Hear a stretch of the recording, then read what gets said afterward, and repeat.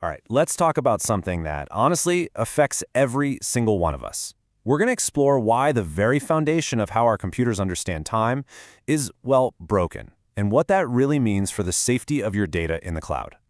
Have you ever had that moment? You're working on a file in iCloud or Google Drive, you save it, and then it just changes? Or worse, an older version just magically reappears, wiping out hours of your work. It's maddening, right? And you probably think, ugh, what a stupid bug. But what if I told you it's not a bug at all? What if it's a symptom of a problem that goes all the way down to the fundamental laws of physics? And get this quote is from 1983. That's right. For over 40 years, computer scientists have known that keeping data perfectly in sync across different computers is a monumental challenge. So no, this isn't some new bug in the latest app update. It's a deep foundational crack in our entire digital world. So let's use Apple's iCloud as our way into this whole mystery. For years, people have reported that iCloud can just silently delete or change their files. Now, this isn't about picking on Apple. It's just a perfect real-world example of this much deeper issue. See, for years, we've been treating data corruption like it's just a simple sync error. You know, a glitch in the matrix. But the real problem is so much bigger than that. It turns out our computers are literally built on a flawed assumption about how time and reality actually work. To try and fix this, the tech world basically went on this epic quest, the quest for one perfect, universal clock. The idea seems so simple, so elegant. If every single computer in the world agreed on the exact same time, down to the nanosecond, we could put every event in a perfect, unchangeable order. Problem solved. And I'm not talking about some small time effort. The systems you see here, they represent billions of dollars poured into this idea by the biggest names in tech. Companies like Google built incredible systems like Spanner, using atomic clocks and GPS, all to try and force their thousands of servers onto a single, unified timeline. The dream, right? The ultimate goal is to create this single global truth, a master timeline where event A is guaranteed to have happened before event B for every computer, everywhere, all the time. It sounds like the perfect solution, doesn't it? Well, there's just one tiny problem. It's built on a lie. And that lie? Well, that brings us to the real villain of our story. And it's not a piece of code or a faulty server. It's a deeply flawed idea that we call the Minkowski fallacy. This quote just nails it. We're building our most critical digital infrastructure as if time is this simple, absolute clock-on-the-wall thing that Isaac Newton described hundreds of years ago. But we've known for over a century, since Einstein, that reality is just so much weirder than that. Okay, so what is the Minkowski fallacy? In simple terms, it's the belief that time is a perfect, smooth line, that it's always moving forward at the exact same speed for everyone, everywhere. It's how we feel time. It's intuitive, and it's totally, completely wrong. This is the mental model that is baked into practically every line of code we write. We just assume this smooth, predictable timeline exists. But what happens when you actually start measuring time with insane levels of precision? Well, the illusion shatters.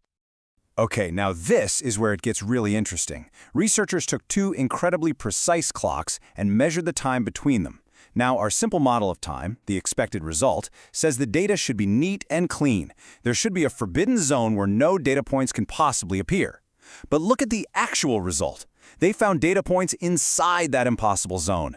This is hard proof that time, at these scales, isn't a clean line. It's a messy, probabilistic cloud of uncertainty. And physics actually has a name for this wild beast: indefinite causality. It's a proven concept from quantum mechanics where, at a certain level, the very order of cause and effect can get blurry. An event can be both before and after another event simultaneously. Think about that for a second. Our computer systems have absolutely no way of dealing with that reality. So what happens when you build these massive, global-scale systems on top of a model of time that is fundamentally wrong? You're not actually making things safer. You're just making the inevitable failure more precise and way more catastrophic. This analogy is just wow. It's perfect.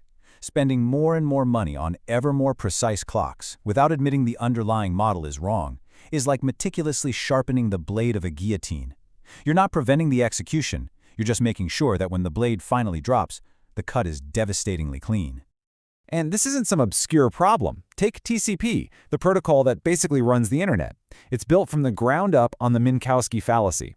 It assumes time only moves forward, and that a second for you is the same as a second for the server. But when the messy reality of space-time proves that assumption wrong, even for a microsecond, what do you get? Data corruption. The exact kind we see in our cloud files. Okay, so if forcing everything onto one timeline is just a fool's errand, what's the answer?